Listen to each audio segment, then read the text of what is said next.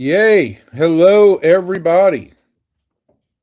It's me, Evan Grant, from the Dallas Morning News, dallasnews.com, and YouTube, where I am a certified influencer.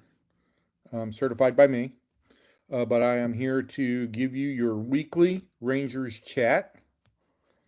We'll have a lot of topics to get to, but hopefully, we'll get a lot of questions as well. Um, but before we get into anything, just a quick note, if you can, please subscribe to this channel. Um, that's a real sign that you like what we're doing. um, Comment on anything if you're watching this on replay that you may want to know about or suggestions for improvement. Um, and I think with that, the announcement portion of the program is over. So let's get into some Rangers baseball talk. Um, it is Monday, the start of a new week, and the start of really, for me, a new phase in the Rangers season. If you followed what I've written all spring and into the season, I talked at length about the first 40 games of the schedule, which were going to be a challenge and which were a challenge. And for me, the Rangers coming out 19 and 21 after that, uh, it may not signify a victory, but it certainly signifies passing the test. The real concern here was with the quality of opponents, um, that this club could get buried early. And the fact that they are not buried, they are 2 games out in the AL West. They hold a wild card position, strangely, as it seems, at 19 and 21 as of this point, at 25% through the season. Um, to me, suggests there's great opportunity for this club, especially when you factor in that Corey Seager, Wyatt Langford, and Jake Berger, who were supposed to be the 2, 3, 4 hitters in this lineup, really haven't produced anything whatsoever to this point. Seager's off to the worst start of his career. Langford's hurt. Um, and Jake has been benched for the last couple of games. Uh, they've got to be better because, quite frankly, the line can't go much worse. Um, I think also the fact that we have seen Josh Young make some real adjustments, um, and have prolonged success is an indicator that this is not just a hot streak. It's a turn in who he is. And I'll point to one fact. He had back-to-back 3-hit games on Saturday and Sunday, after a little bit of an 0 for. I think he'd gone 0 for 10 in his previous 3 games with a number of double play grounders. And I don't know that Josh is going to hit 330 all year long, but the idea that you could eliminate some strikeouts, raise some walks, and make your cold streaks not last quite as long as they have in the past, that's the key to him becoming an everyday cornerstone player in the lineup. It's the key that Jake Berger has to unlock, and hasn't so far. Um, I'm not that concerned about the fact that Josh has hits. I guess he's hit 6 home runs. So I mean, Seager leads the team, I believe, with 7. Um, so I'm not concerned about his power whatsoever. I just like the way he's hitting the ball. The 2-run blast by Evan Carter on Sunday that really put the game out of reach, or made it a 3-0 game, uh, was enabled by the fact that Young took a ball and grounded it through the right side for a base hit. He made contact, didn't chase, got enough on the ball to power it through the right side, reached base, and then with 2 outs, Evan Carter hits a 2-run home run on a full count that makes it 3-0. Those are game deciding plays, and that was encouraging to see. There are other things that I think are encouraging. Certainly, the performance of Jake Latz has to rank up there. He's not only been effective as a reliever, and effective as a high leverage reliever, he's shown the ability to pitch multiple innings at the end of a game. He's done it twice already for saves. Nobody has done that. Nobody has had saves of at least 2 innings more than 4 times in a year for the past 5 years. This is the kind of thing old time closers did. I don't expect the Rangers to do this every day with Jake.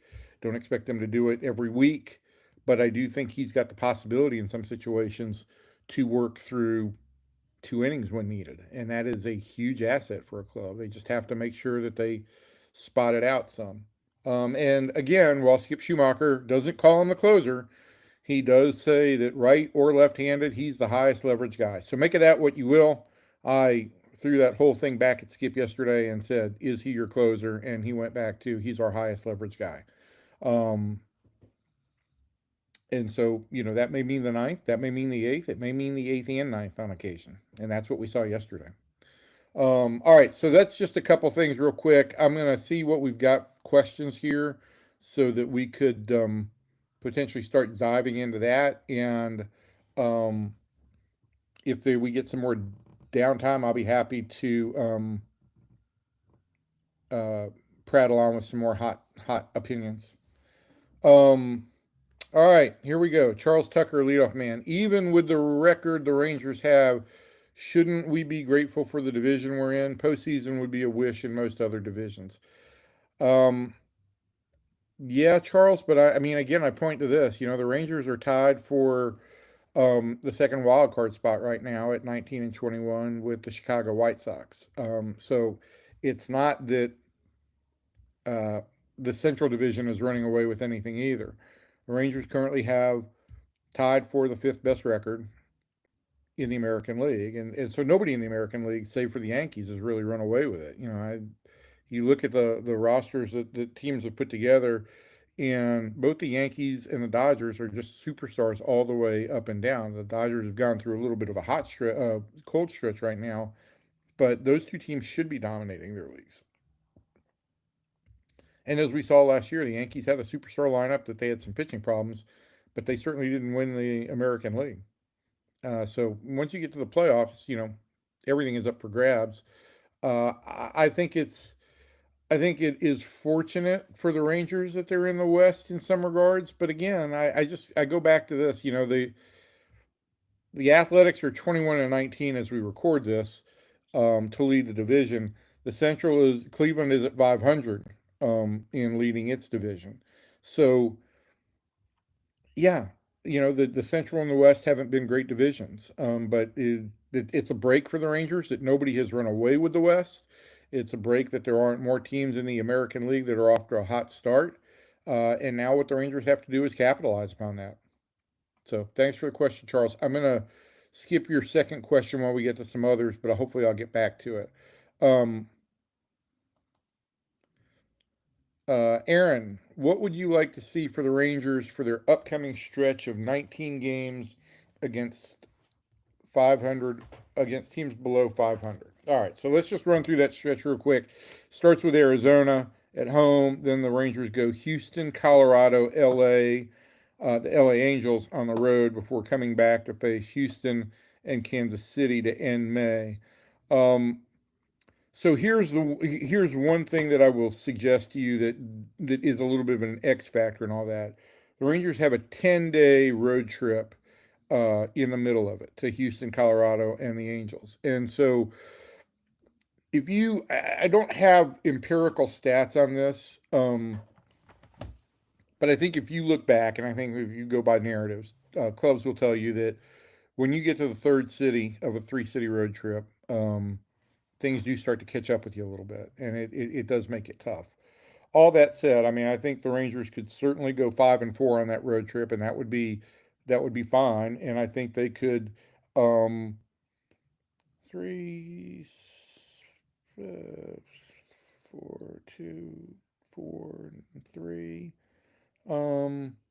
So I'd say, you know, I'd like to see them go. I think going 12-7 on that 19 game stretch would be a real success. Um, it is split pretty evenly between home and road because you've got 10 at home and 9 on the road. June's going to be a real long bunch of road games thanks to the World Cup. But yeah, I mean, if they could go 12-7 on that, get themselves above 500, with a little bit of breathing room going into June, I think that would represent success. The one thing you can't afford to do is play this stretch of games and come back with a losing record on it. So, I would have liked to see the Rangers gone 20 and 20 in the first 40. 19 and 21 is for me, a one game difference. It would be good though to see this team have a little bit of a hot streak in it. I don't know how easy it will be to get on a hot streak on the road, but when you're facing Colorado and the Angels on a road trip, there should be some opportunity there. So they can win both those series on the road, especially with the Angels series being the last of a 3-city stop. I think that bodes well for them. All right, I'm sorry, I'm fidgety here. Um, Lee is just making a comment that agrees with me about Young. Yeah, I mean it's not a hot streak. It's prolonged and it's been impressive, and that's all we can really say about that. Now he's just got to keep doing it. Again, I think the key thing for me is that the walks are up and the strikeouts are down. That suggests better pitch recognition. The other thing for me that was important to see was that he went through this little stretch where he was hitless and then he bounced back with a couple of really productive games. Those are all good signs. Now, onto the other side of the coin from Sean. What's going on with Seager? I don't know. I'm not sure the Rangers do. It's a little bit alarming how much he's striking out. That's one thing that's really different. Um, Corey doesn't give us a whole lot of insight into his hitting process or the challenges or any of that. He keeps that all pretty much to himself. Um, and I don't have answers. It's all I can tell you is this: this is a guy with 8 years of big league service time, um, who has a long track record of success, and I think the Rangers, where they get worried about guys who don't have a long track record, I think the Rangers feel like Corey's going to turn it on at some point in time. Now, it's going to be hard to recover from a sub 700 start the first quarter of the season to end up with a line that's in line with your career numbers, right? He's an 860 OPS guy. I don't see him finishing at 860 this year. I think when you look at the stats at the end of the year, they're going to be below his career norms. But if he performs at his career norms for the final 4.5 months of the season, that's a huge boon for the Rangers offense. And I think if you get Wyatt Langford back, say June 1, and now you start to get these guys producing, and you've got those, if you get those guys producing back to back, I think that's going to help both of those guys long term. I think that when you add Josh Young into the mix, now it starts to lengthen it out, particularly if Jake Berger is not going to be productive. Ezekiel Duran factors in now because of the way he's hit, and again, his walk rate, which has gone up. And so maybe once you start to lengthen the lineup out a little bit, maybe that makes it more and more difficult for pitchers to pitch to Seager and to Young. I'm sorry, Seager and to Langford, and they start to produce a little bit better. But I don't think you're going to see the Rangers get really hot. I mean, we're talking about rolling off 6-7 wins in a row until you get not Josh, until you get Corey Seager and Wyatt Langford on something of a heater at the plate. And so I think that's going to be a ways away. And so, you'd love to see the club win 2/3 of these games against sub 500 teams, but it is still a challenge, beyond the road trip. It's still a challenge when you've got one guy who's not performing anywhere near his career norms and one guy completely out of the lineup. Kelly, could they stretch Cal Quantrill out and let Rocker get further development in AAA? Hate to ruin him. Uh, um, we're getting off to a bad start here because we're answering questions that we don't really have answers to. You could stretch Cal Quantrill out, but I think that Cal Quantrill at this stage profiles as a long reliever who can maybe keep you around for 3 or 4 innings in games where you're behind, but keep it potentially competitive. Um, I don't think him being, I don't think that you're going to have Cal face lineups twice. So it pretty much limits him to maximum 3 innings. Um, and I don't think the Rangers want to go down the road of demoting Kamar if they can avoid it. But listen, he's got to hold runners better, and he's got to attack in the strike zone better than he did on Friday against the Cubs. On Friday, he threw a ton of cutters, most he's ever thrown, I believe. It's a pitch. I talked with Jordan Teagues a little bit over the weekend, the pitching coach, about it. It's a pitch that the Rangers have been working on with him um, to give him something to compete better against left-handers, get in better on left-handers. Um, his changeup has not really developed, and he's not used it this year, which was something that the Rangers wanted him to do. So I don't know if there's another tweak coming with the changeup. But yeah, this is basically, Kelly, what you get into is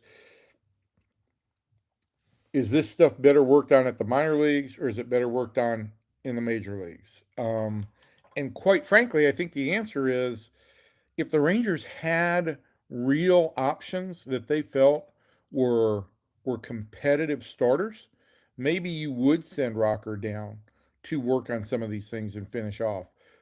But you don't really view Cal Quantrill as a long term option for your rotation. You don't view Austin Gomber at AAA as a long term answer for your rotation. These would be, you know, spot starters or short term guys. And I think the experience for Kamar at the big leagues is valuable. Even if some of the lessons are painful, I think he's got to continue to go through that. If the Rangers had somebody busting it at AAA, a prospect, Jose Corniel just made his first start of the season on Friday for AAA Round Rock. Um, you might see David Davalillo go from AA to AAA here in the not too distant future. Um, but if the Rangers had a prospect that was pushing for time in the big leagues, that would be one thing. In this regard, if you move Rocker out, you're taking a guy who has upside and just replacing him with no disrespect to what Cal has done or what Austin Gomber could do. You're replacing them with replacement level pitchers. Um, it's not an upgrade. And so I think it looks more just like a demotion for Kamar, straight demotion. You're not straight demotion. You're not getting better quality pitching. So um, I think that would just be a last case scenario. I don't rule it out, but I think the Rangers would like to see him continue to pitch in the big leagues and make some progress. All right, since we started there, let's go to Randy real quick. Randy, the Rangers collector, says, how long do they stick with Rocker as a fifth starter? Again, the question I don't know that we can have a definitive answer to. I don't think they're going to rush Jose Corniel to be an option. He started and pitched, I think, into the fourth inning in his first start. His velocity was 94 to 96 miles per hour. I think, the guy's got to get his legs under him a little bit too before the Rangers would even view him as a potential option. Um,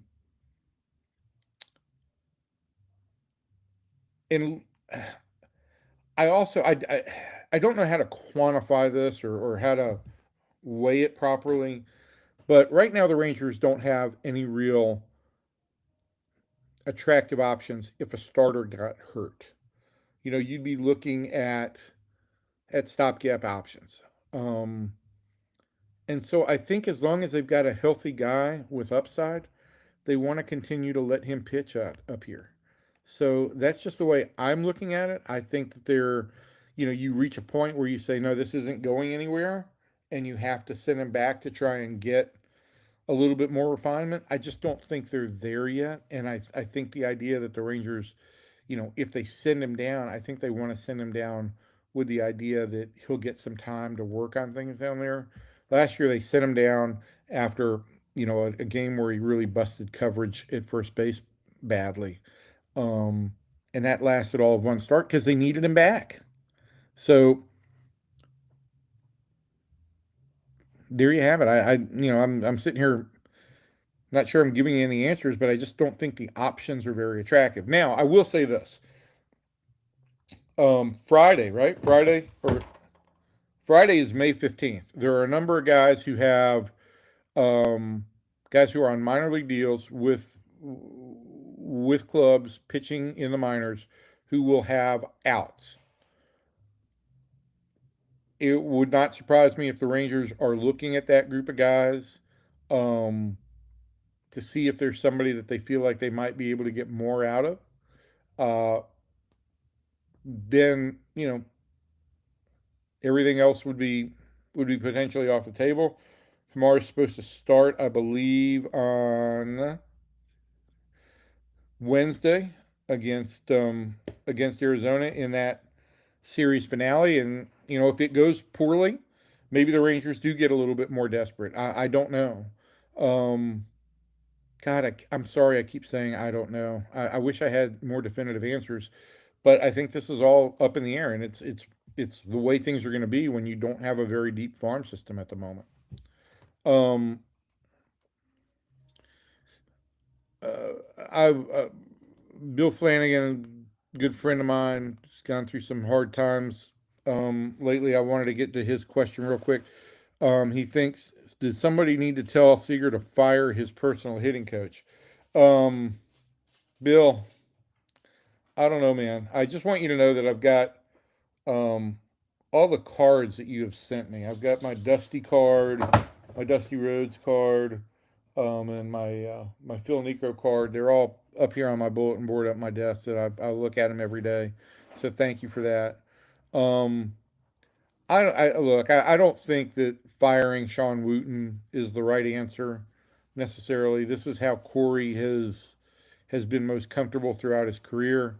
Um, but it is something that he's got to work through. And I don't know to what level, like say Wooten talks with the Rangers hitting coaches. Um, but there may be some things that the Rangers hitting coaches might have to offer.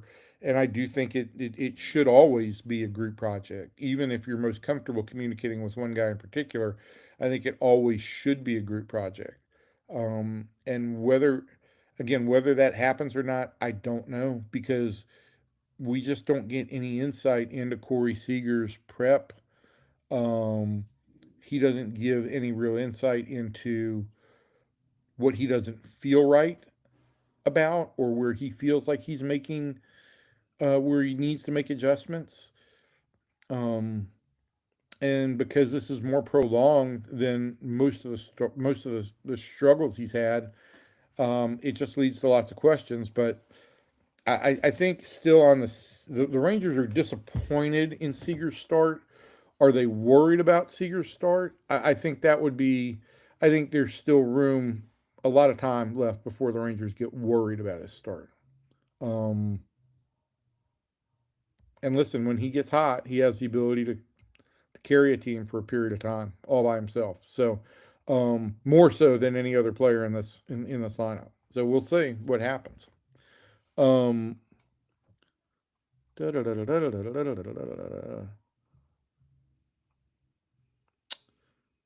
Richard Jones, if you haven't covered it, do you remember a Rangers team that has been such a consistent adventure on pop ups and fly balls? Seems like everything is near collision or confusion on who's taking it. They haven't been good on pop fly defense. Um,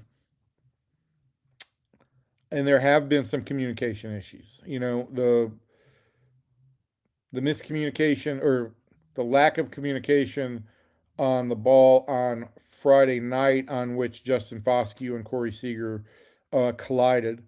Um, I think you can certainly blame that on the fact that Foscue had just been called up, and I think he had played 3 innings at second base um, in the majors prior to this year. While he is a second baseman, the Rangers have used him at DH and at first, and he really just hadn't played much second base. And nobody felt worse about that than Justin Foscue. He took ownership of it, and so I can chalk that one up. That wasn't a pop fly; that was a ground ball. I can chalk that up to miscommunication. Um, Yesterday we saw Seager and Duran almost collide. Sunday we almost saw Seager and Duran collide on a pop up that probably should have been Evan Carter's ball, quite frankly. But I'm not sure on the replays. I didn't have a chance to talk to Carter or Seager after the game yesterday. I'm not sure that I saw Evan Carter, waving his arms and calling guys off um, in an obvious manner.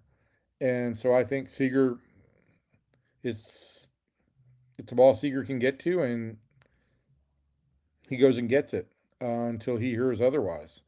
Um, uh, Trying to think of other ones. There have been a couple where the wind certainly played a role. I do think that the Alejandro Osuna misplay in Yankee Stadium um, on a pop fly, he broke back. He got a bad read. That part is on him. Uh, there have been a couple where, early on, Jake Berger missed a couple pop ups that were windblown in Philadelphia. But yeah, it's been a source of disappointment for Skip Schumacher, and he said the club has, already had early pop up work, which is almost unheard of, but they're trying to address it, and I think it does mostly come down to communication. They're catchable balls that too often fall in between guys. I think because there's just not somebody calling for it overtly or loud enough. Does that answer anything? I don't know. All right, so we got a couple questions here in a row from Skip, Tex, something. Any news on Cody Bradford? And then Lee asks, who is closer to being ready, Montgomery or Bradford? Listen, at this point in time, uh,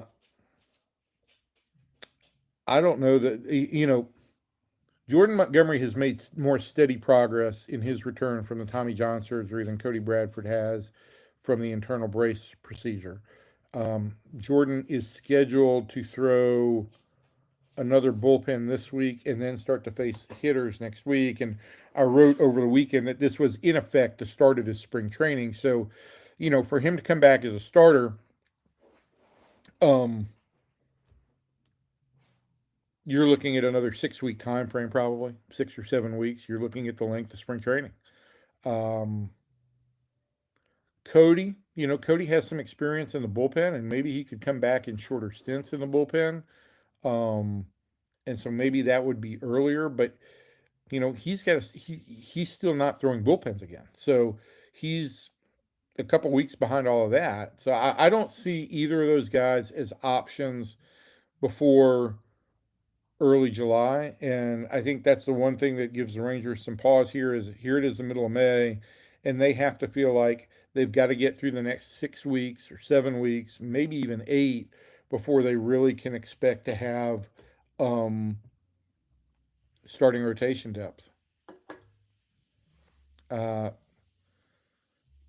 Cody's only playing catch again, which is really the start of the process. He's got to build back up. That can go fairly quickly.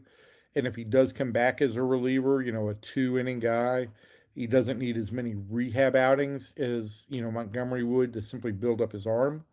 Um, but yeah, I mean, I think both guys, you've got to get through June. Bottom line. Um, Charles. Wait. M guarding 6'7". Did you know that my baseball writers card? We all get numbers, and each year as we get older, we all take pride in how far, how close to number one we are. And I am old. This is my 33rd year having a card, or yeah, 33rd year having a card. I am down to, what my number is this year? 6'7". Me and Jake Latz.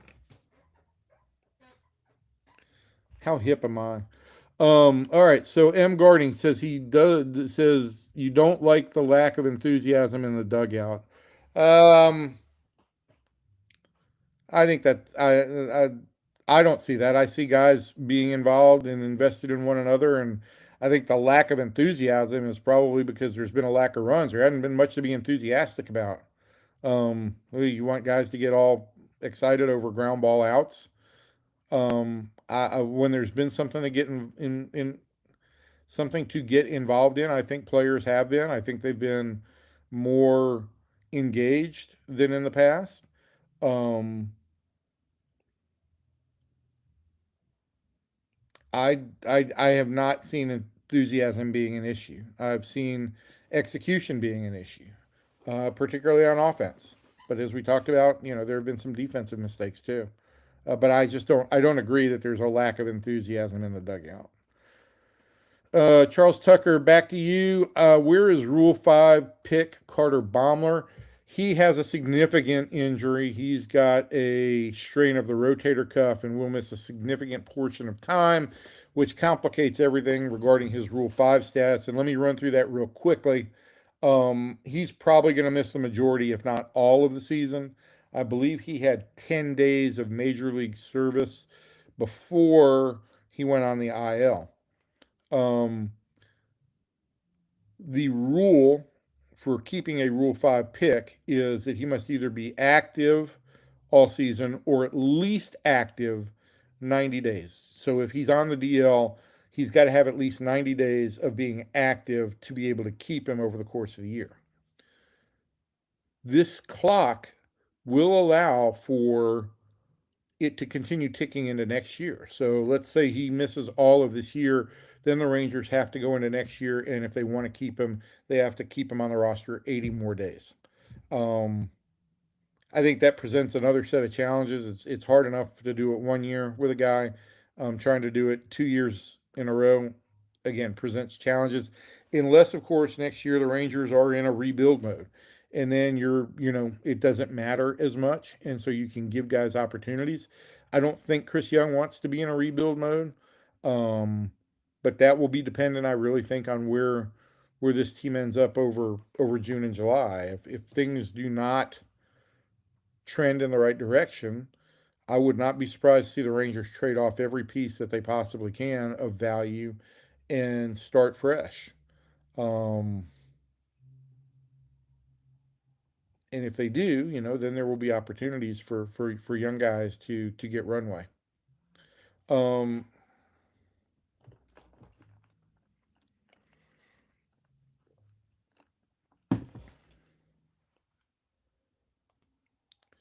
Sean McNally. I don't want to be a doomer. I have hope with the easier schedule ahead, but if we aren't contending, should we trade Young? Braves and Brewers are great teams with bad third base production right now. All I can say to this is if the Rangers aren't contending, if the Rangers do start to break it down, I think that they would consider trading any pieces of value that they have. And that includes Josh Young, who will be going into his second year of arbitration next year. I think it would even include somebody like Jake Latz, who is 30 but still is yet to be ARB eligible, but he's pitched really well and might be really, really valuable. Um, if the Rangers are going to go into a rebuild, I can promise you this: Chris Young will try to do everything he can to accelerate that rebuild. And the first part of that may mean tearing down farther than you would expect them to tear down. Get rid of everything of value to try and rebuild your minor league system and start the clock quickly on getting guys back to the big leagues. Will that happen? I don't know. I don't think he wants to go down that road. I think he'd like to be in contention. I think he'd like to have the be tasked with having to go to Ray Davis um, in July and say, I need X more dollars so that we can add to this team to potentially make it not just a playoff team, but a contender for a World Series. RX Solomon, how can major leaguers not call for pop ups? Again, I don't know if he was calling. I don't know how loud guys have called. Um, I just didn't see anything overt. Sometimes you see guys waving their hands, pushing guys or backing guys away. Um, I just haven't seen that. And I haven't seen guys with their mouths, obviously wide open, yelling, I got it, I got it, I got it. So I don't know what's happened on these pop ups. This is all just theory. Um, but it's just been a bad look, and it leads to these kinds of questions. So that's what we got there. Da, da, da, da, da, da, da, da, da, da, da. What else do we have here?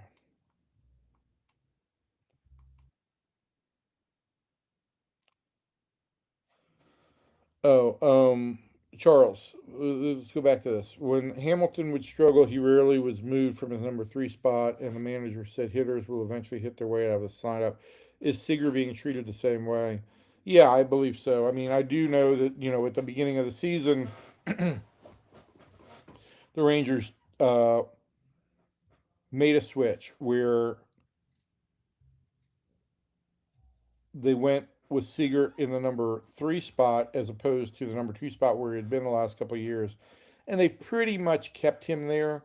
There was a short period where he flipped Seager to number two and Langford to number three, but after Langford went on the IL, then it was the Rangers found number two hitters. Right now, it seems to be Ezekiel Duran um, to put in front of Corey Seager. They're going with the hottest hands that they possibly can find. And Zeke has been red hot. So again, it's not an ideal lineup. It's not the Rangers' ideal lineup. There's still work to do, but these are the pieces that they're dealing with right now. And Skip is trying to get his hottest guys in terms of getting on base and getting hits as far as he can up in the lineup ahead of Seager to potentially put guys on base and make pitchers throw fastballs to Seager. And then Seager's obviously got to hit him. End of story. Um, M guarding 6'7", 6'7". Would the division rebuild is unlikely. I don't know about that. Look, I mean, Seattle has underachieved to this point, but my goodness, the Mariners have um, incredible starting pitching, young starting pitching. You look at their roster, and you would like to think that with Cal Raleigh, who is off to a horrible start for him, um, and Julio Rodriguez, they've got some young franchise caliber players. So they could or maybe should have the dominant spot in the division for a couple of years, and so I could see the Rangers conceding for a year or two.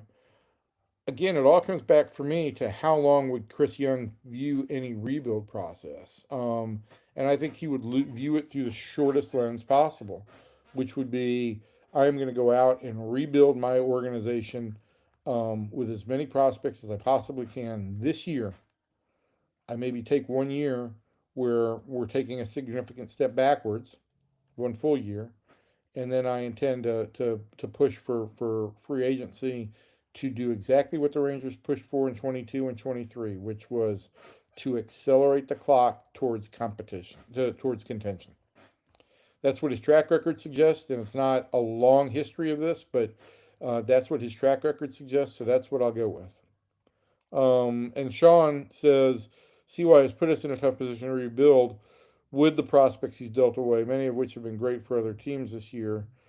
I don't know how many of them have been great. Liam Hicks has been great, um, and that was a guy the Rangers traded away. I haven't looked at Sajisi this year, um, but look. I'm not going to go chapter and verse on each prospect that they traded away. Um, what I do think is, to your point, the system is thin, and that's why if the Rangers are going to rebuild, they have to consider, you know, the guys that are at 3+ years of service now.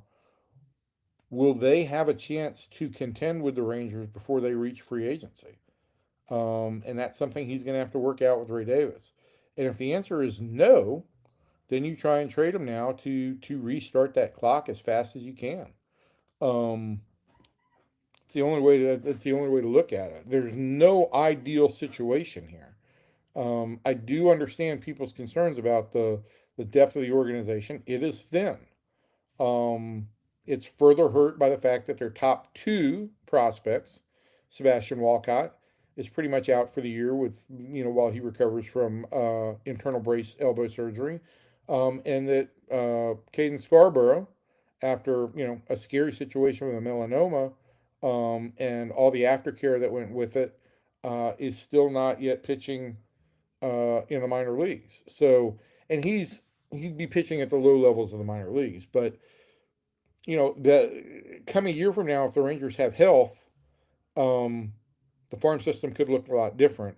And if you start to trade off some pieces, if you get into if you decide to go down the rebuild rabbit hole, if you trade off some pieces of value, which I imagine would include Jacob DeGrom, Nathan Eovaldi, Corey Seager, potentially Josh Young. I even mentioned Jacob Latz in there. You start dealing all those people away, you're going to add significant bulk in terms of prospects. How many superstar prospects are you going to get? I would think you'd get one or two out of that, but you'd get some legitimate prospects through those deals, legitimate, as the backup guys, and I think you'd be in a position to really overhaul the outlook for this team. I think if this team doesn't win and keeps the roster together, you're just looking at, again, a 3-year period now. You're looking at rinse and repeat and rinse and repeat. And so I think that the Rangers aren't going to do that. If this offense does not get going and this Ranger team doesn't significantly get some propellant in the right direction, yeah, they're going to rebuild. And I can only say it a million times. Chris Young is going to look to do everything he can to move out of that rebuild and into contention as fast as possible. Charles just makes a comment that he loved the interview with Jake Diekman. He's referring, of course, to the Rangers podcast with John Blake and myself. Jake was our guest. Jake Diekman was our guest last week to discuss bullpen makeup, his career now as a high school baseball coach, and obviously, if you're familiar with Jake's story, he had a long battle with ulcerative colitis, something that is near and dear to my heart as well. And so we give us an update on that.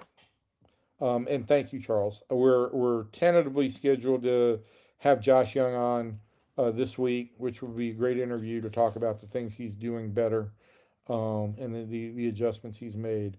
I always say tentatively because until we get the interview in the can, you just never know what might actually happen.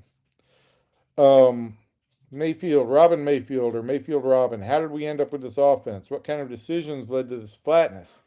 Okay, so there are some decisions or some ramifications that I think are out of the Rangers' control. And I want to bring up some numbers here and something I intend to pursue to the best of my ability as we move forward.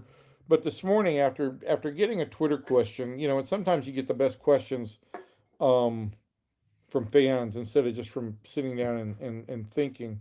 Somebody had mentioned, what has happened in the last 3 years compared to the first 3 years at Globe Life Field. And so I went back and I looked at this on the Baseball Savant site using MLB StatCast system. And, I looked at balls to center field in particular. Balls that were hit and classified as barrels with, I believe it's a velocity of over 98 miles an hour leaving the bat, and with, I believe, a launch angle somewhere between 20 and 30 degrees.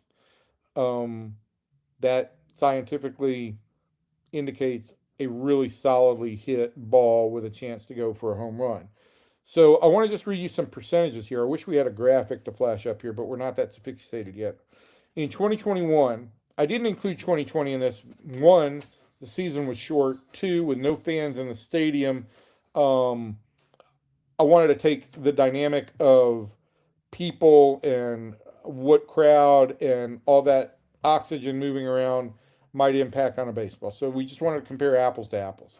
So in 2021, 36% of all balls barreled to center field at Globe Life Field, Rangers or opponents, went for home runs. In 22, it was 33.3%. In 23, it jumped to 41%. Now here's where it gets interesting. 2024, 15%. 25, 15.2%. This year, 26, 15.2%. And the suggestion there is that something has happened that really does impede ball flight to center field. There are some reduced numbers as well on some pulled balls, but not as dramatic or drastic as the balls at center field. At this point, all you have is conjecture on this fact, but I've heard some people talking about the curing of concrete. I think that pertains more to outdoor stadiums that are baking in the heat all day, where the concrete does expand and shrink a little bit, or sucks up more of the moisture in the air.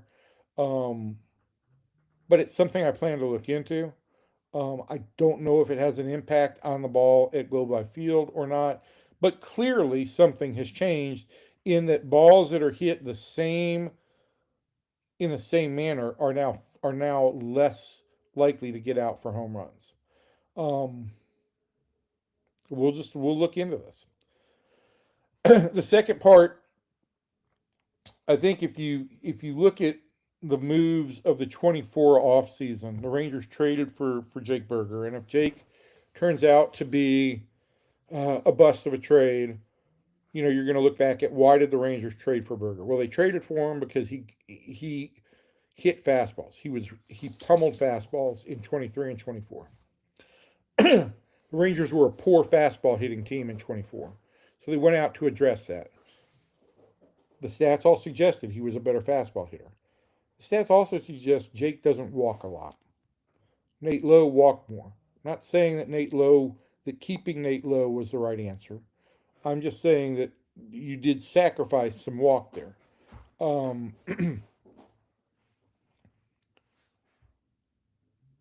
and I think it may be an issue. The same thing applies to Jock Peterson.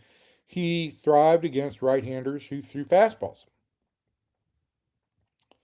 With Jock, I think his at bats have been good this year. He's not driving the ball like he once did, but his at bats have been good. I think you can certainly say with a guy like Jock Peterson, he just turned 34, 35. He just turned 35, I think. Is age catching up with him, and that's a real possibility, and that was part of the risk that you took in giving him a 2-year deal. With Jake, again, I mean, did you overlook the strikeout to walk rate in your evaluation process? Did you overlook that to some degree? That would be something the Rangers have to dive into if they determine that the Jake Burger trade was a failure. Peterson just turned 34.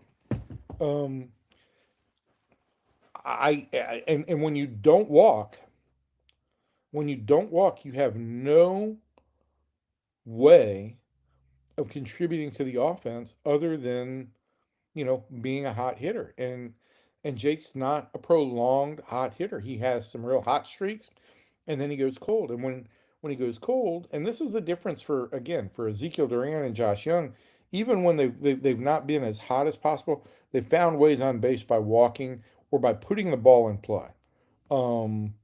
I think Jake's strikeout to walk rate this year is like 7-1.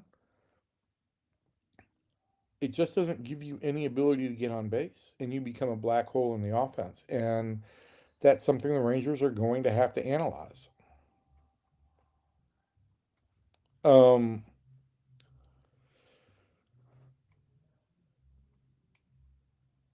Doc Deason. I'm gonna probably Doc is gonna be the last question because we're at almost 50 minutes today. Um, Doc asks, what do we know about Langford's status? All we know is he had a setback in his forearm strain that has been described to me as being the belly of the forearm. So, in a diagram, maybe you can see it now. Let me see if I can get the more in here than up towards the elbow. Um, I've had several people tell me it's kind of an unusual injury for baseball, so the Rangers are just having to, play it a little bit slow there. They don't have a real firm timetable. I think the best case scenario is that Wyatt will miss the remainder of May. Um, Once they feel like they've gotten all this out now, once after the setback, and once they feel like they've given him enough time to really get the inflammation out of there, he's going to have to restart his hitting, quote unquote, progression, which means he's going to have been out over a month, which means he's going to have to go on rehab for more than just one day or for a couple of at bats. So it all just continues to add a few more days with each hurdle, and I don't look at him being a real option until after June 1. Um, Doc also asks, where is Josh Smith? Josh was in a dugout yesterday, but was supposed to go to Double A Frisco. And let me see if he ended up playing for Frisco last night. I'm not. I'm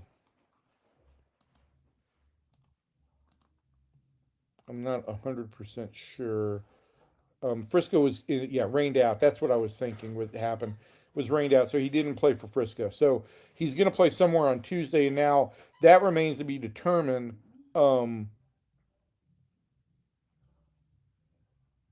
okay, uh, that will be determined probably today whether he'll go to Frisco, which is on the road at Midland, or Round Rock, which opens a series at home against Sacramento. So he'll probably be in one of those two places tomorrow. Sean has just tweeted from the Rangers clubhouse today. He's there. I'm not. Um, uh, and apparently the Rangers have scratched Nathan Eovaldi with some side tightness today. I'm trying to find Sean's actual tweet. Um, Nathan Eovaldi has been scratched from tonight's start with left side tightness. Jacob Junis will open. I don't have more information than that at this point in time. That's obviously something we'll be monitoring. And we will have it on Twitter and on the website as soon as possible when we get more answers. But the bottom line is that he has been scratched. You just hope it's not an oblique muscle that's going to take some time. And again, if the Rangers are without a starting pitcher for some period of time, they find themselves in a real tricky spot. So we'll keep a monitor on that. Anyway, guys, we've gone almost an hour today. We keep setting records for this. Either I'm just talking way too long, or you guys keep coming up with great questions. And I really appreciate that. I'm sorry that I've got a little bit of, I think, dust in my throat right now. So I've been coughing a little bit. Thank you again. If you watched till the end, please like us. Please subscribe to the channel. Offer your comments and feedback. We love to hear them. And keep following us for Rangers coverage. Take care, everybody.